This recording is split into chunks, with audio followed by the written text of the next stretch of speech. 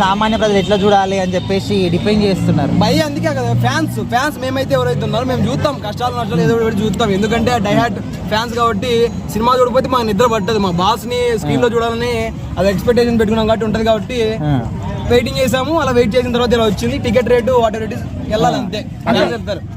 సుజిత్ గారి డైరెక్షన్ లో ఈ సినిమా ఎట్లా ఉంటుందని ఎక్స్పెక్ట్ చేస్తున్నాను. ఎట్లా ఉంటది అంటే ఏం చెప్తావు భయ్య, ఫ్యాన్ బై మూమెంట్ ఒక ఫ్యాన్ సినిమా అయితే ఎలా ఉంటుందో అలా ఉంటుందన్నమాట. అక్కడ ఫ్యాన్ సినిమా తీసాడు, ఇక్కడ ఫ్యాన్ సినిమా చూస్తారు.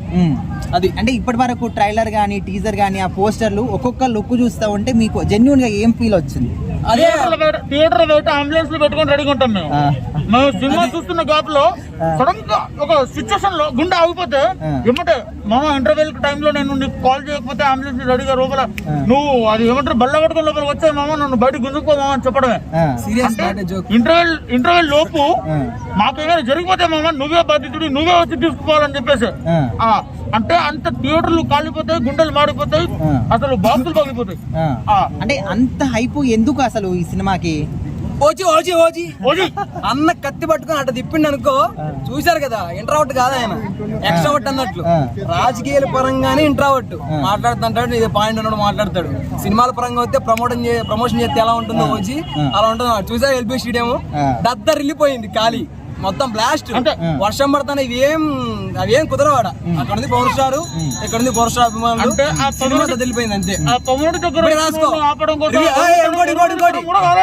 ఇంకోటి తమన్ బాయ్ బిజయం కొట్టాడు కదా, జూమ్ చేయి సినిమాకి. సినిమాలు లేవు,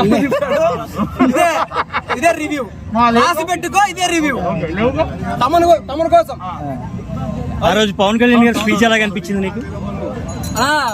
ఆయన చెప్తాను కదా, సినిమాలు అంటే ఎప్పటి నుంచో చిన్నప్పటి నుంచి అభిమానిస్తాను, చిన్నప్పటి నుంచి సినిమాలు చూస్తాను. కానీ ఈ సినిమాని ప్రమోట్ చేసినంత విధంగా సినిమా అయితే ప్రమోట్ చేయలేదు. అంటే ఏంటంటే రీసెంట్ గా ఎల్బీ స్టేడియం లో జరిగింది.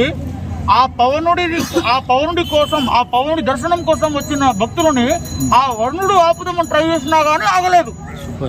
అది అంటే ఈ పవనుడి దర్శనాన్ని ఆ వరుణుడు ఆపుదామన్నా ఆగలేదు అంటే చూసుకో ఆయన ఏదన్నా క్రేజ్. అది okay, by, love you, Tata.